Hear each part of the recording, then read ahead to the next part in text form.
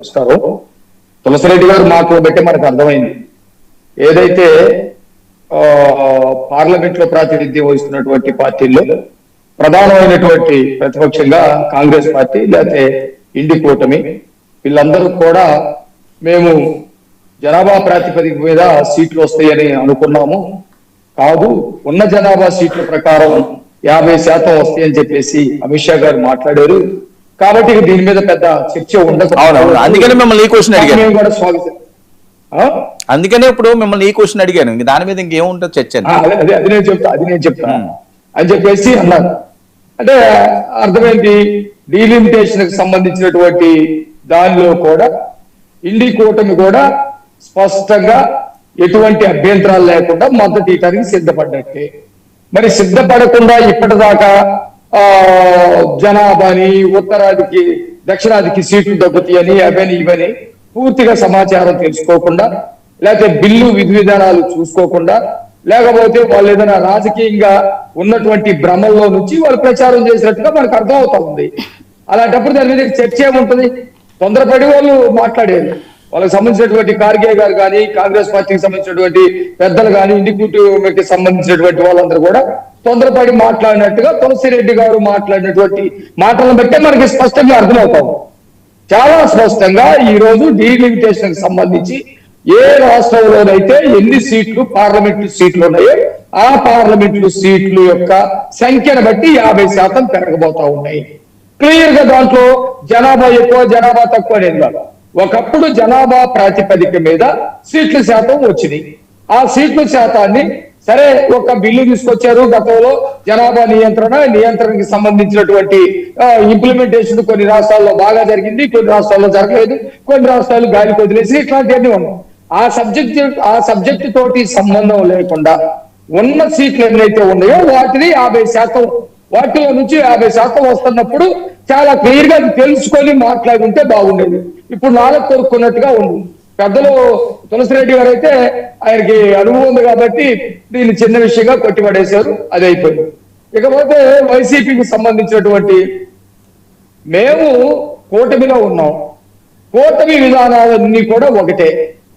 అక్కడ ప్రధానమంత్రి నరేంద్ర మోడీ గారు కానివ్వండి, బీజేపీ పార్టీ కానివ్వండి, ఇక్కడ తెలుగుదేశం పార్టీ కానివ్వండి, బాబు గారు కానివ్వండి, పవన్ కళ్యాణ్ గారు కానివ్వండి, జనసేన కానివ్వండి, మా యొక్క అభిప్రాయాలన్నీ ఒకటి. అభిప్రాయాలు కలిసినవి కాబట్టే మేము కూటమిగా ఏర్పడ్డాం. మా అభిప్రాయాలన్నీ ఒకటైనప్పుడు దీనిలో బీజేపీ అనుకూలంగా ఉందని, లేకపోతే బీజేపీ ఏదో కొంత బాగుంటుందని మేము అందుకు మద్దతు ఇస్తున్నామని చెప్పేసి మాట్లాడతాం అనేది కరెక్ట్ కాదు. మరి అలాంటప్పుడు అమరావతి విషయంలో కూడా బీజేపీకి పెద్ద శత్రువుగా వ్యవహరించేటువంటి, లేకపోతే మాకు కూడా శత్రు పార్టీగా వ్యవహరించేటువంటి కాంగ్రెస్ కూడా ఈ రాష్ట్రానికి సంబంధించినటువంటి రాజధాని విషయంలో సుస్పష్టమైనటువంటి మద్దతు ఇచ్చింది. ఇలాంటి సమస్య భారతదేశంలో ఏ రాష్ట్రానికి రాలేదు, రాకూడదు. అట్లా రావటం వల్ల ఆ రాష్ట్రాల యొక్క పురోగభివృద్ధి పడిపోతుంది, ప్రజల మధ్య విద్వేషాలు వస్తాయి, విభేదాలు వస్తాయి అని చెప్పేసి మాట్లాడి స్పష్టంగా మద్దతు ఇచ్చారు. మరి ఆ రోజు ఎందుకు మద్దతు ఇవ్వలేకపోయారు? కాబట్టి దివాలా కోరు రాజకీయాలు వైసీపీ చేస్తున్నట్టుగా మనకి స్పష్టంగా అర్థమవుతా ఉంది. రెండోది వాళ్ళు ఏం మాట్లాడారు? మాకు 40% ఓట్లు ఉన్నాయి, 40% ప్రజలు మా ఎంత ఉండాలని.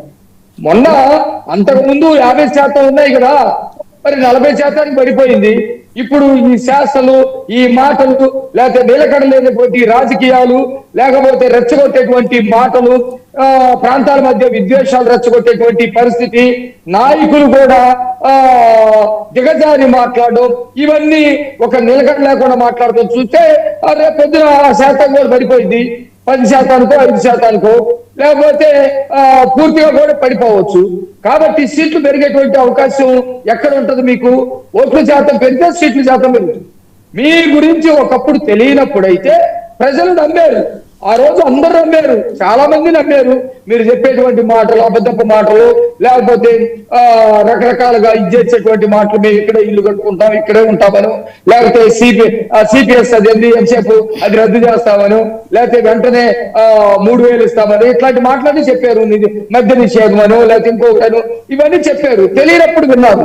మళ్ళీ వచ్చి రేపు చెబుతామంటే వింటారా? నవ్వుకుంటారు.